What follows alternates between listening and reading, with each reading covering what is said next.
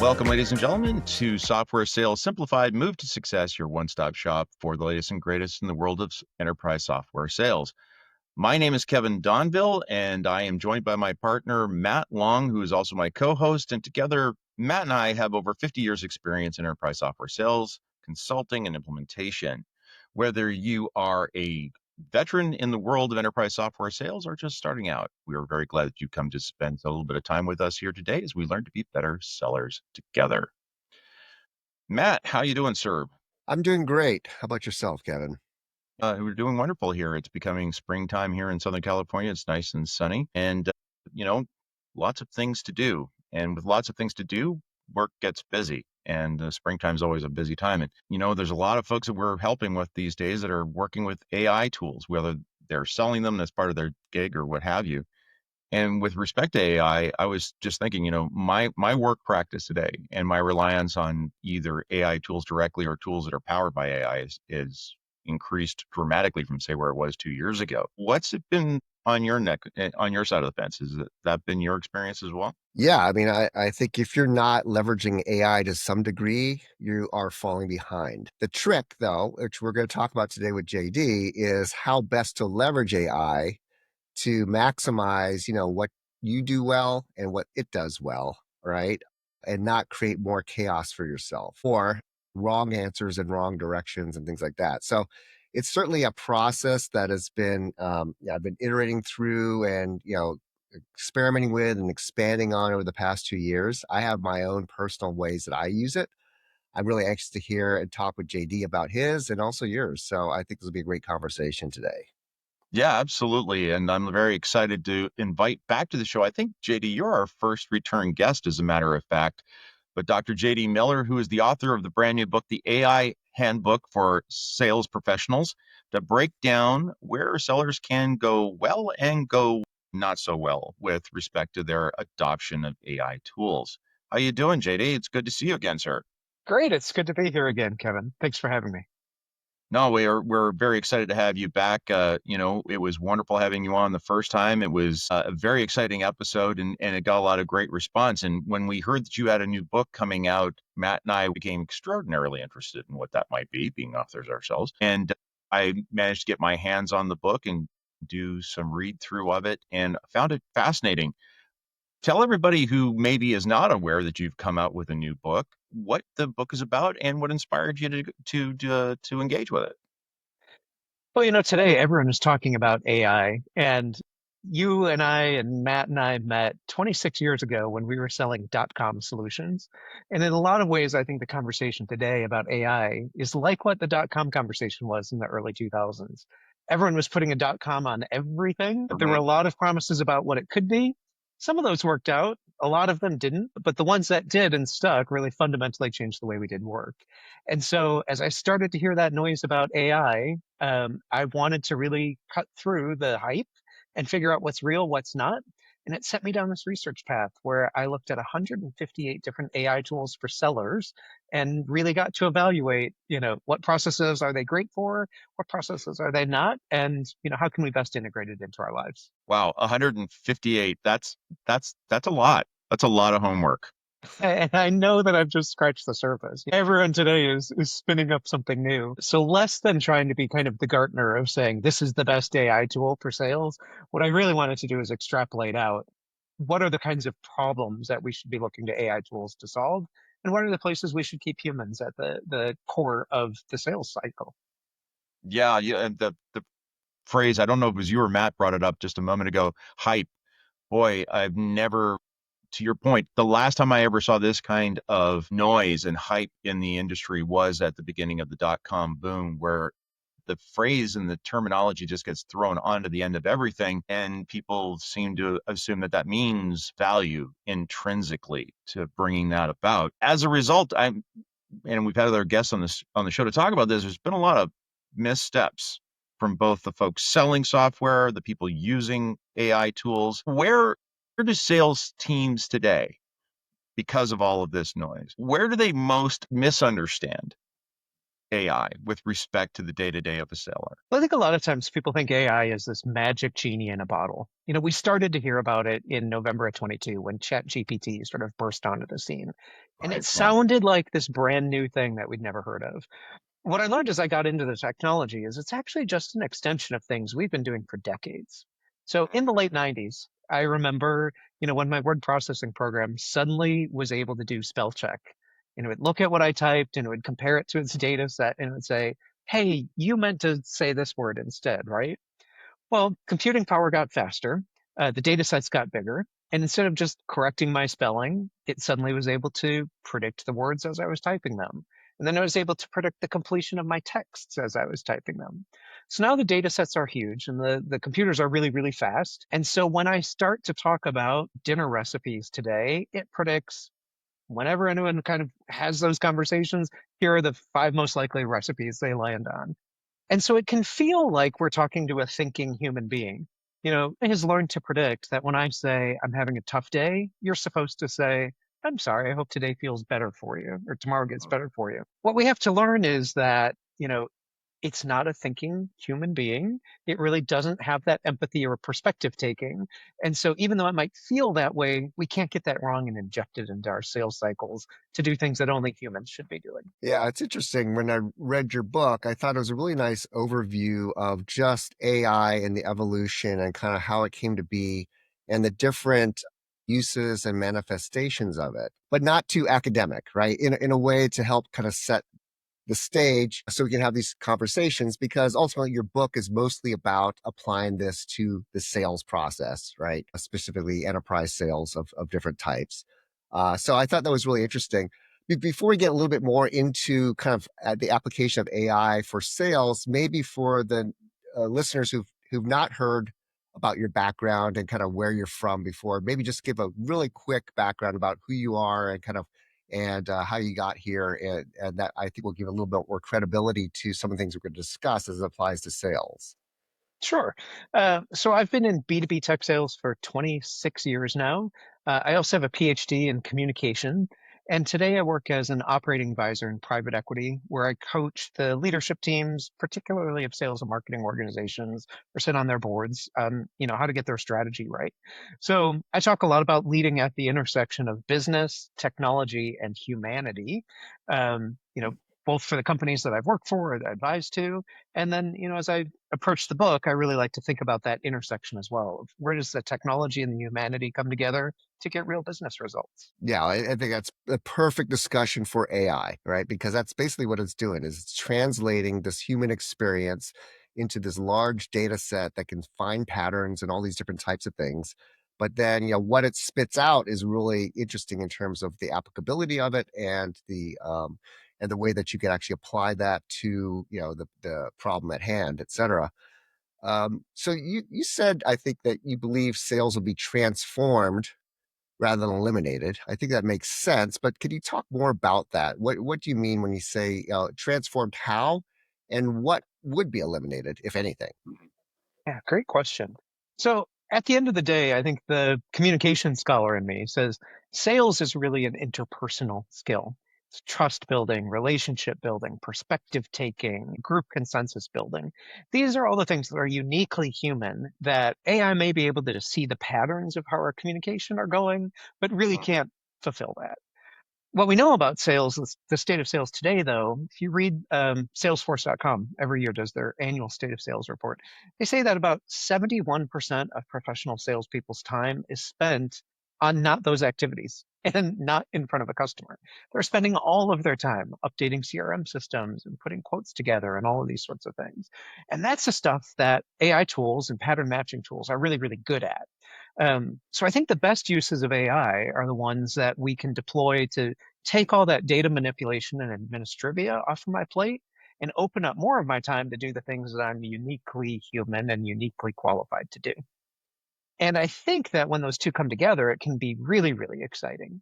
You know, when I started selling, they used to say, show up at a customer with a blank sheet of paper and say, tell me about you and tell me about your problems and do 20 minutes of discovery.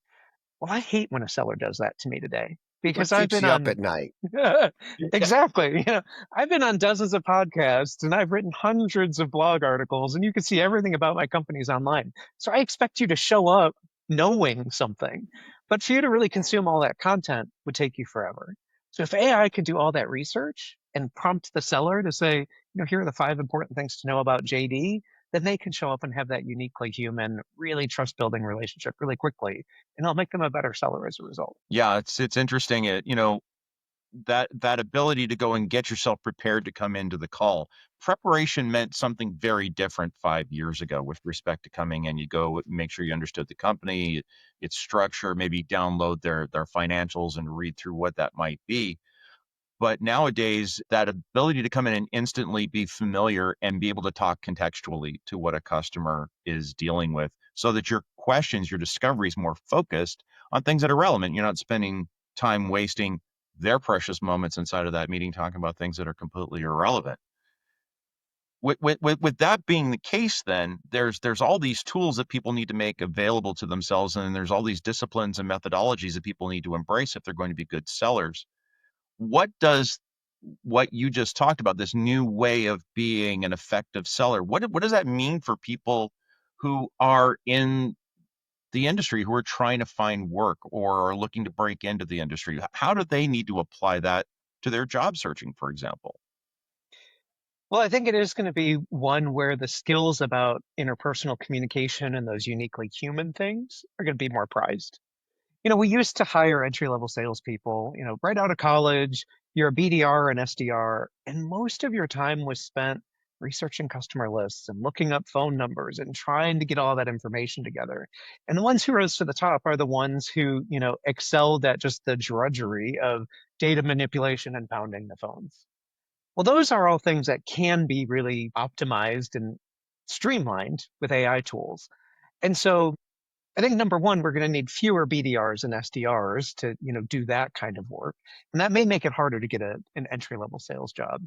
But if you're successful at delegating that work to this, low cost resource, which is a bot, then what the BDR or the SDR that's going to be really effective is the one who can use all of the research to really engage, connect, and get those conversations started. And so their skills are going to be less about how much grit do you have and how many long hours can you work. It's going to be a lot more about, can you get the strategic context going, and can you really engage on understanding a business and developing that personal connection. Right. So quality over quantity, right? It's interesting you bring that up because it used to be back in the day, and I know when we were hiring, we would hire for the expectation of failure, right? We'd hire people and knowing that some of them weren't going to make the numbers. And so you would work for saturation and strengthen the herd mentality to make that work.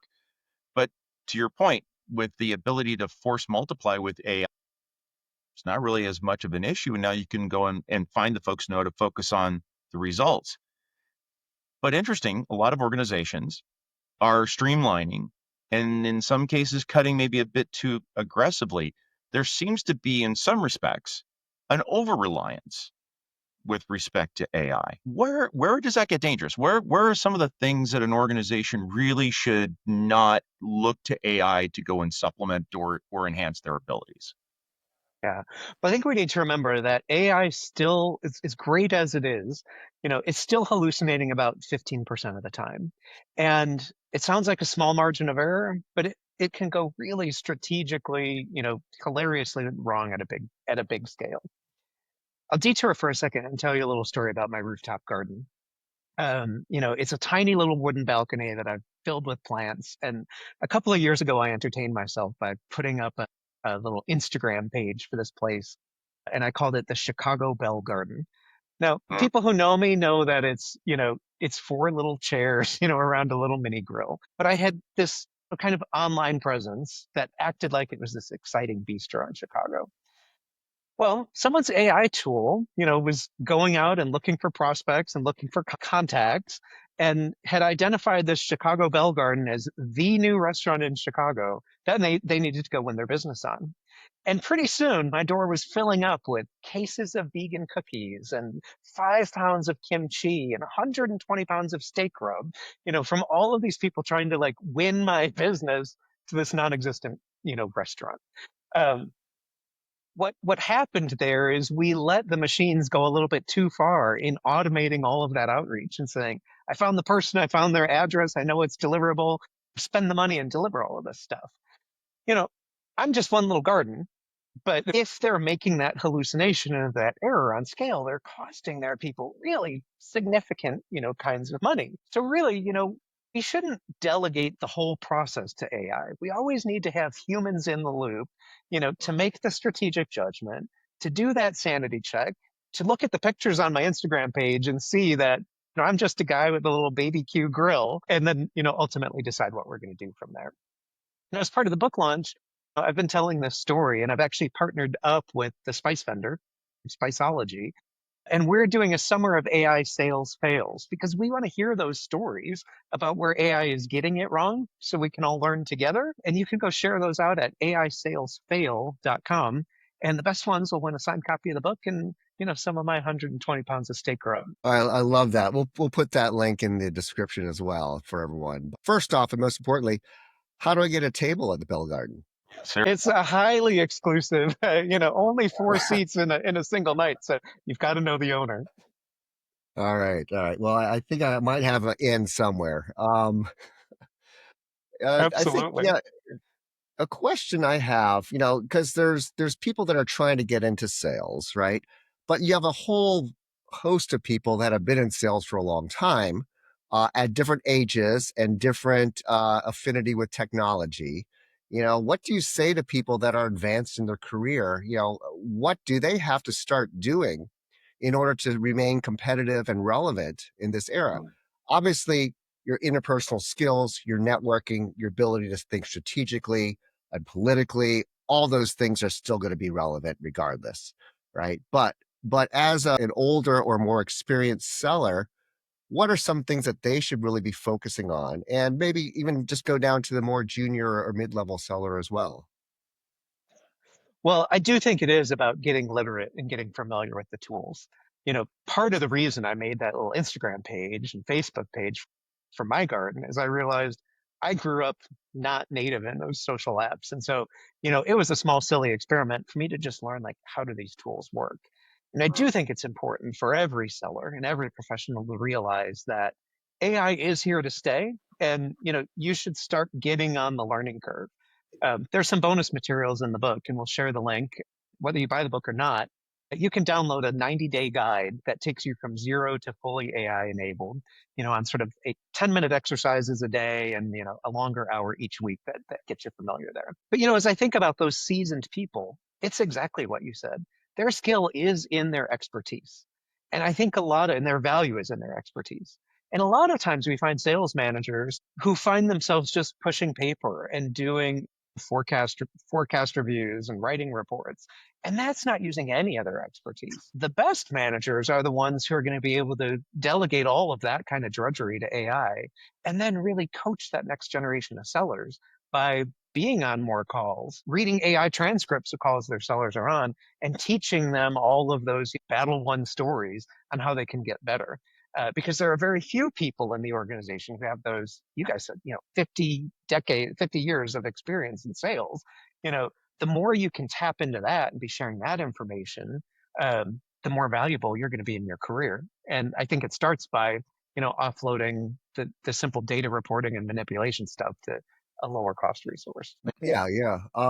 Definitely, having access to those different tools is really critical. And just I love what you're saying about getting literate in it. So many times you hear people say, "Oh yeah, the AI is going to do it," and they don't even know what that means, right? It's like Right. just understanding the next level of what that actually means and be able to talk to that level. You have to get down there with the engineer and talk about LLMs and RAGs and all that kind of stuff. That's not critical, but understanding what the application of this means. But I think when we think about the proliferation of AI in organizations, I think we need to think about it from two different areas. One is the organization itself has systems in place, CRMs, call logging, outreach, etc., that they're investing in and expecting their Salesforce to use, right? And that has AI built into it automatically as part of the process. Then, secondly, there's just as an individual seller, things that you can do for yourself that may be beyond what the organization is providing to you that can also do that. And what I'm discovering myself is that there's a not a conflict, but a proliferation of all these different applications of AI across the board that don't necessarily seamlessly fit to one another. And you can just get lost in the Yep. chaos, right? So first off, just talking about just some of the standard systems in place and how AI is making them more productive and more relatable and relevant to current opportunities. Maybe we could talk a little bit about that and then pivot to some of the things that as an individual you also might want to consider to kind of organize yourself with all these things as well. I don't know that's too much to talk about, but let's start with that.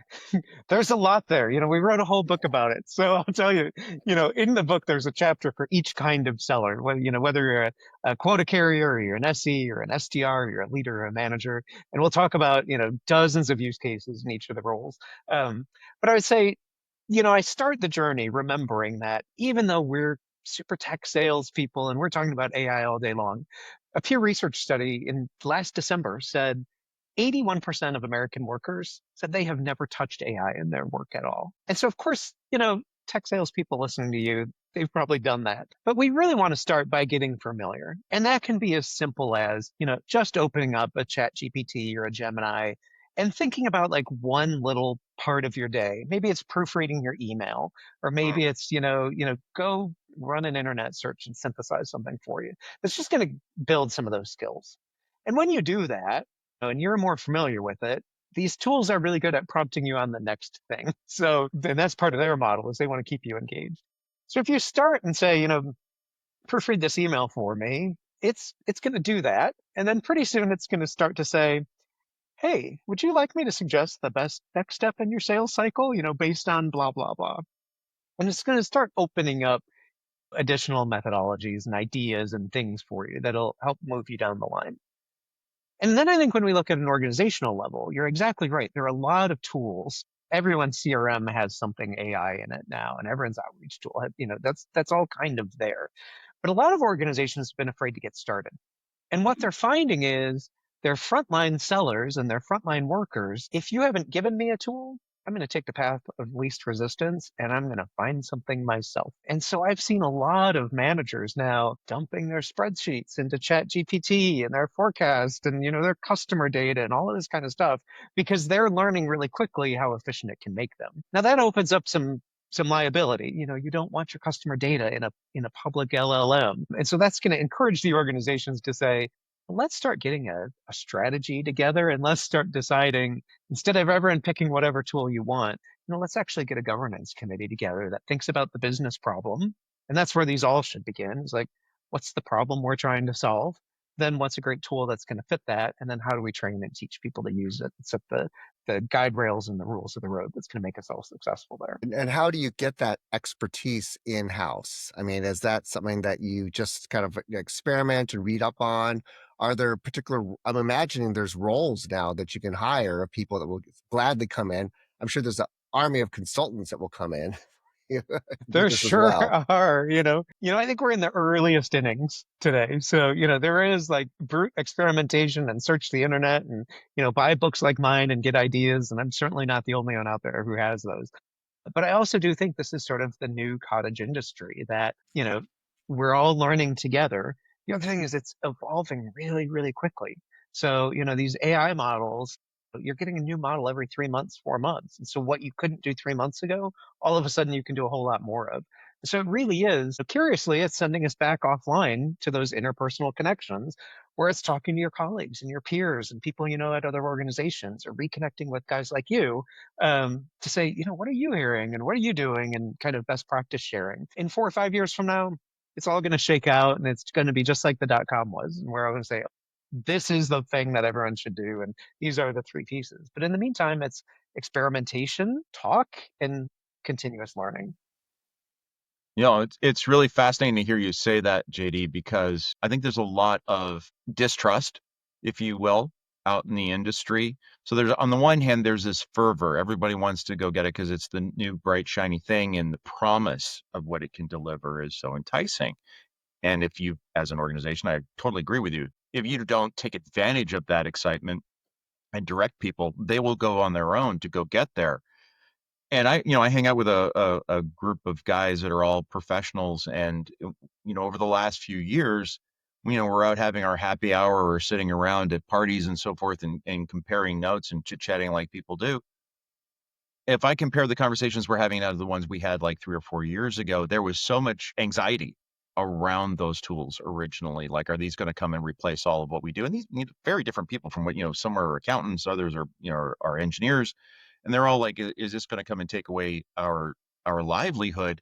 And now it's more to the point where it's like, how can we be taking advantage of that so that we're better and we can get that, it can advance us and make us stronger? We're dealing with software sales, and all three of us used to be sales engineers. How can a sales engineer, for example, that's a very technical role, where we were talking about what the sales manager could be doing just a moment ago. How can someone who's in that technical role, like a sales engineer, how could they embrace something like AI without compromising their importance to the sales cycle and their technical abilities with respect to and credibility to the sales cycle? So I think done well, they're using it to scale even further. I'm working with a company right now that's headquartered in Vienna, but they've just opened their first sales office in Chicago. And so they had no sales engineers in the US at all. And as they opened the sales office, it was like, oh, well, do you want to have a demo? If so, you can have it at 4 in the morning, because that's when the guy in Vienna is awake, right? How do we train the sales engineer in Chicago?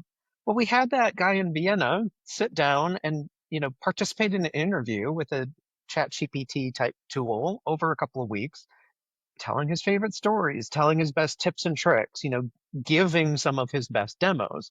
And now we've got this virtual SE consultant that the Chicago team can use that says, he's really smart over there, but it's way late at night. I can't call him. Let me talk to this little chat bot and, get 80% of the answers there. And what it's done for the guy in Vienna is it hasn't automated his job, but it's raised the level of the kinds of questions that he needs to answer. So instead of giving the, fifth time and 10th time explanation of like how to set up the passwords or the security or whatever that kind of stuff is, that's kind of automated away. And now he's thinking about the next layer of abstraction. And so for him, it's really helping him, instead of just showing up and doing the same old harbor tour demo of a product, it's letting him really spend more time on, how do I really configure this, customize this for the very unique situation that this prospect is in. And so I think those are some examples of how it changes the nature of our work, but it's not going to automate it. It's just going to make it focused on the higher value add kinds of tasks, which is great for everybody. Yeah, I think, as an SE, I'm looking at the technology and I don't really do SE work anymore, but I'm always looking at mapping, technology to value and communicating that, right? In the role I have now, which essentially is the SE role, right? Right. And the sales role, quite frankly. I mean, that is our role as enterprise sellers, is to translate the value of this technology or functionality into what it means for you and your business, right? But I think, thinking about my demos in the past and the different types of industries you're talking to and roles, et cetera, you just can't be up to speed on everything unless you're very focused on a particular industry and role, right? But that was Right. never the case. I was always in places that the technology or solution applied across the board on all these different things. And that was exciting to me. But I didn't always have the best questions to ask. I didn't quite understand the nuances of the industry, et cetera, that could have given me even more credibility had I asked them. And I think, AI would be a perfect use of that, right? This is what they're doing. This is what we do. What are some things you can ask? And then, of course, you want to curate them yourselves beforehand. But it's like I could see a bunch of aha moments that would you ask that question in that way would just automatically open up and take you down to the next level of understanding, right? So I think that's one way to do it. And one thing I'd like to do as well, maybe, because I gotta say in the book, it's you go chapter by chapter to different types of roles in the sales organization and talk about different ways that they can apply it. I think it's a great read for anyone who just really wants to understand all the different applications of this across the sales organization. I'd like to spend a little time though, just talking about, the way that we use it today, because we're still in sales to a Yeah, I'd love degree. to hear. Yes. And I think just the firsthand experience about what we find works best would be really interesting before we move on. So I don't know if you'd like to start, but I mean, what do you find that you use most when you are using AI in your role today? So for me, it's my writing companion. I'm a more senior person who has had a career that's led to a lot of recorded public things, a lot of podcasts, hundreds of blog posts and articles I've written. And what's curious to me is all of these LLMs have digested and consumed that. And so it's Mm. really been helpful for me to work with AI and say, I'm going to go talk about this topic somewhere. Please write in my voice and tell my stories. Because a lot of times someone will say, JD, can you come give a sales training about how to do band? Or can you go give a sales training and explain, negotiation tips and tricks? We all know there's here are the six things that that training course is going to have. Instead of me spending an hour, rewriting that same training material over and over again, AI is a good 85% solution that says, here's what you need to know about band, or here's what you need to know about medpic. Also, here's some, plucked experiences from JD's life that you can drop these things in. And then instead of spending an hour doing all of that, I can spend 15 minutes like polishing it up and updating it with my latest, thinking. So I love that. But I've also really, when writing the book, I built a lot of tool sets. I've also really liked AI to do mock up fake data for me, which I think, for SEs, I'm getting ready to, go present, a forecast for somebody. Obviously, I can't use any of my own customers' stuff. So go create 30, fake companies and go create data that looks realistic for the kinds of sales they would be selling and put them in different sales cycles. And, you get a nice spreadsheet that you can drop into that demo or drop into that PowerPoint deck in a minute and a half instead of we've all been the SEs staying up till midnight, like constantly recreating data. But how about you? I love that creating the fake data aspect of it. I spent so much time because that was a pet peeve of mine. Is you can't go in there and have blah and X and crap, in Right. your on your screen, right? It has to be relevant because you don't want them to have to think at all.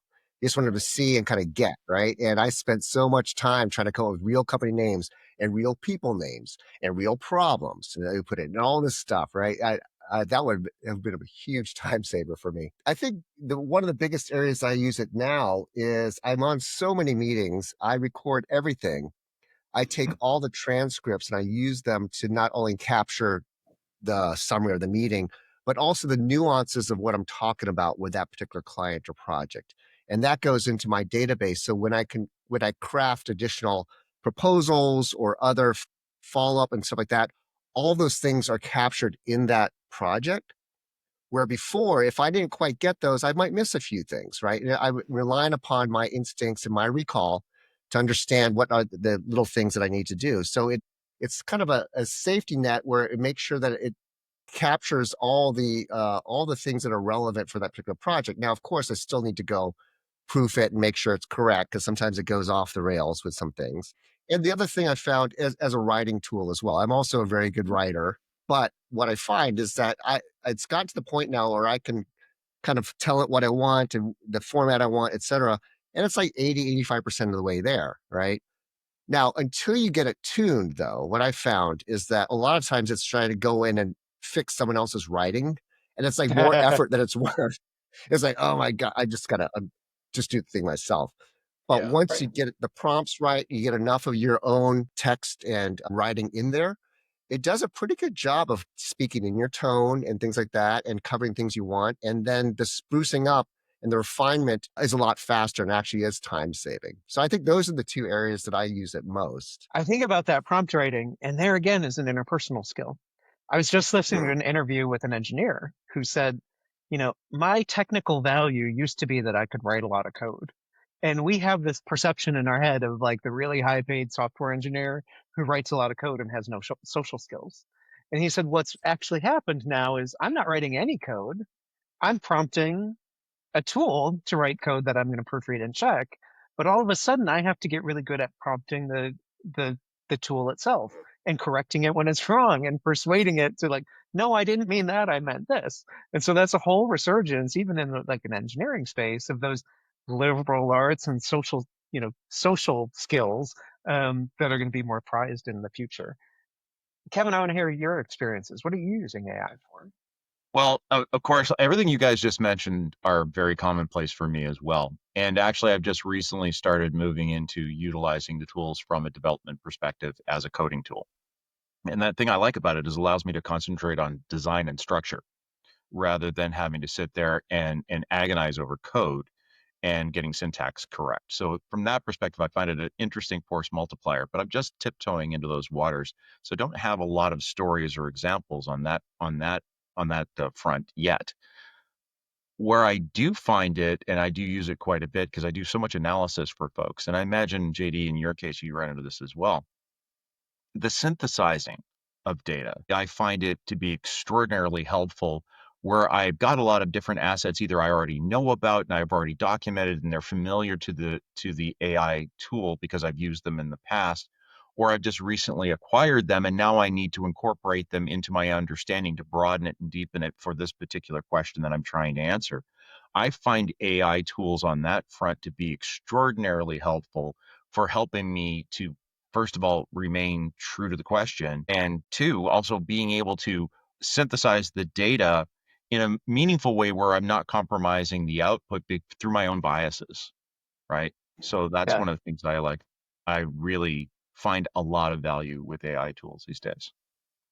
I love But it. now we're talking about synthesizing tools. We're talking about working with other LLMs. You're talking about this ability to go and bring other people's work together. We start tiptoeing now into the ethics of this. Is that really your work? Do you really own that work product? What are the biggest ethical risks that people are running into? Obviously there's some very obvious ones, but what are some of the more sneaky ones that AI can bring in that sales, for example, might not have an open eye to? Yeah, I love this area because I think it's a place we're still learning. And so, as I researched the chapter of this book, I realized we're in the early innings of this. And part of the reasons I have that bonus material is because, it's a place that I think is going to keep evolving, and I want this to be a living, breathing document. Um, you know, it is a brave new world where we have all of these questions we never would have considered before. I'm used to getting on a Zoom and hearing someone say, "Oh, we're going to record this call for training purposes," and I say, "Okay." It never occurred to me though that your training purpose might be taking, a virtual image of me or taking my voice and creating, virtual JD for your salespeople to sell to in the future as part of training, or synthesize that into a customer testimonial. I might be a retailer who's got a really cool use of AI to like try on glasses or try on, makeup or hairstyles, but we haven't thought about what does it actually mean for you to have a database of people's faces, and what happens when law enforcement wants to start tapping into that. You may be recording sales calls to coach me and help me get better. What happens when you have to do a reduction in force and your manager starts turning to the AI tool to say, who are my weakest sellers, knowing that AI is hallucinating like 15% of the time?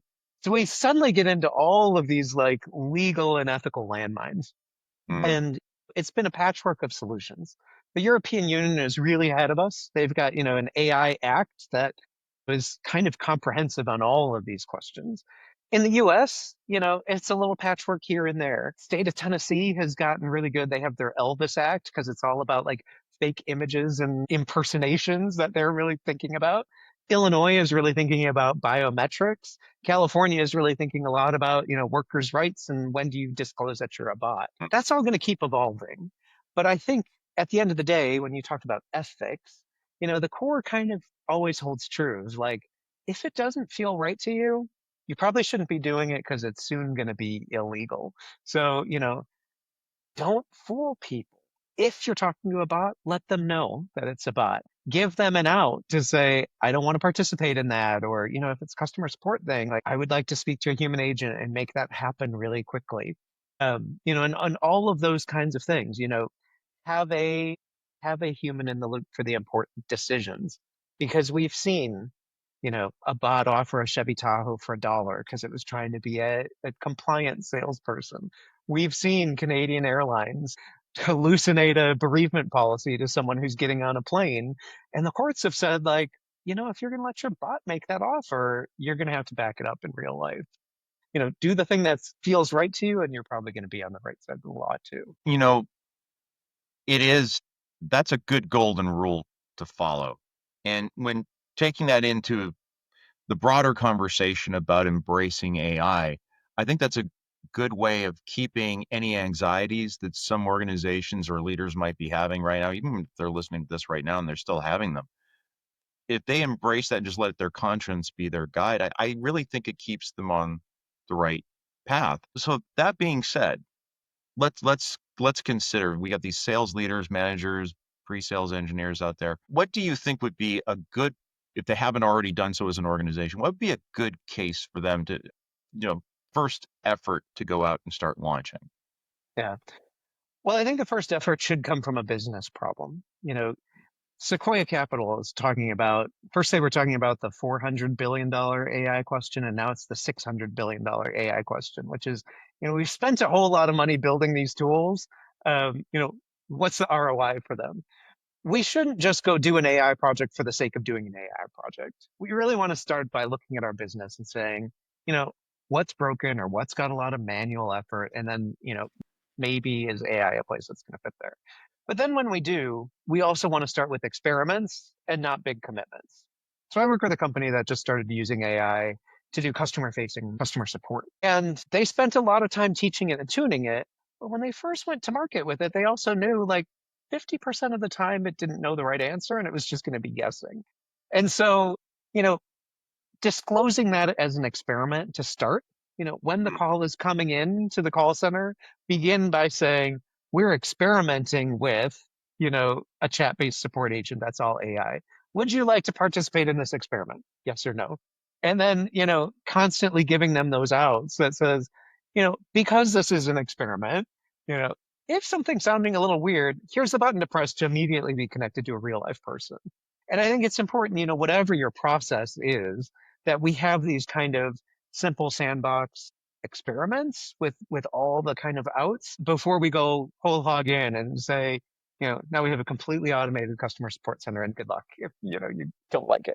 Yeah, I think that's extraordinarily sound advice, and it will keep a lot of folks pointed in the right direction with respect to success over time. If someone was sitting there and still not convinced after they heard that, what would you say would be, okay, if you're going to worry about one mistake to make, don't make this one. What would you say would be that for them? I think that one mistake is trying to let AI fill in too many of those human elements. Oh yeah. Really be asking yourself the question, am I solving a problem about data manipulation and pattern recognition? Or am I trying to solve a problem that's fundamentally human? And, we began this conversation here talking about AI tools are getting really good at pattern matching. And we see a lot of people that are like, you know, Chat GPT is my boyfriend or my therapist or my whatever, because it's gotten really good at listening to what I say and knowing what I want to hear back and getting these deep conversations. If it's starting to feel like it's a real human thing, you're down the wrong path. AI really needs to be the places of repetitive data manipulation, pattern matching, predictive analytics, and then keep the empathy, strategic judgment, trust building, relationship building stuff to people in the seat. Fundamentally human, I think, is a good takeaway from this entire conversation. And if anyone is having those kinds of anxieties or unsure of what their strategy or North Star should be, I think that's a really good one for them to be embracing, JD, with respect to their journey and their path with AI. So I would love to be able to continue talking for the next hour and have a whole other session about this with you and get down into some of the nitty gritty and particulars. But we do need to be able to bring our episode to a close. So what would you hope? And by the way, I've read the book. I think it's brilliant. But then again, I think you're brilliant. So that's no surprise to me Oh, with respect to that. What would you hope that a reader took away from the book? If they only took one thing away, what would you say would be the thing you really want them to embrace? yeah. It's that AI is here and it's time to really jump in and start embracing it and swimming with it. As I was working with the publisher, you always have that kind of front page that's like a pithy quote that sort of encapsulates the whole book. And Kevin, I know your daughter is big and she's on Broadway doing all these shows. And I started with a quote from a Broadway show, Come From Away, that the publisher said, you can't use it because you don't have the rights. It was, this line from their song that says, you are here at the start of a moment at the very edge of the world where the river's going to meet the sea. We're right on this precipice and we don't know what's happening next, but we got to jump in the water and start swimming because it is the beginning of a whole new moment. So we took that out of the book, couldn't get the copyright to use it. I have a nice, Tony Kushner quote in there instead, which gets at that theme. But that's my single takeaway is, embrace it, get going with it, because it's going to be part of our future. It's part of our present and will be definitely part of our future going forward. So I think that's super sound advice. JD, thank you so much for coming on to the show. I wholeheartedly encourage everybody to read your book, especially if they've got questions or anxieties relative to this whole AI revolution we find ourselves into. Where would people be able to go and find this work and some of your other work in the past? Because all of it's brilliant. I encourage them to read all of it. So I'm JD Miller Ph.D. on all of the socials. That's also a website, jdmillerphd.com, where you'll find all the bonus materials for the book. And then this summer, I want to hear about your AI sales fails. Go find us at aisalesfail.com and share your stories. Yeah, I think I'm gonna go. I always love reading those kinds of stories because they're it's a Schadenfreude kind of moment, but it's also usually very relatable with respect to some of the challenges all of us run into on a day-to-day basis. But JD, thank you so much for coming onto the call. I want to give Matt an opportunity to share any thoughts he might have here at the close of the show. Matt, what do you think? A fascinating subject today, don't you think? Oh, absolutely. I mean, we're only scratching the surface, but look, we can only talk about so much here. It's always a pleasure, though, JD, talking with you. Really excited. Congratulations on the new book. And I'm sure we'll be talking a lot in the future. Thanks so much. Go grab a copy of the book, share your story, and you might get some of the steak rub too. I'm gonna go in for some of the steak rub. I'm gonna see if I can drum up a few because I'm a foodie too. It's one thing that another thing the three of us all share. But thank you, JD, for coming onto the show. Matt, thank you again for being a fantastic co-host and asking questions I never would have thought in a million years to bring into the conversation and make it even more rich. And also thank you for spending a little bit of time listening to our episode today. If you haven't already done so, do take a moment, like, follow, subscribe on whatever platform it is that you're listening to us today on. And do take a moment to go over to check out JD's work. We will have all that information in the description of this episode. You'll be able to go and click onto it and go take a look, or go over to our website and download our book. Not as brilliant as JD's maybe, but it's still a brilliant book about sales methodologies. And also, please watch for our next episode. We'd love to see you here. Share your opinions and let us know what you'd like to see on the next one. But until then, take care and be well.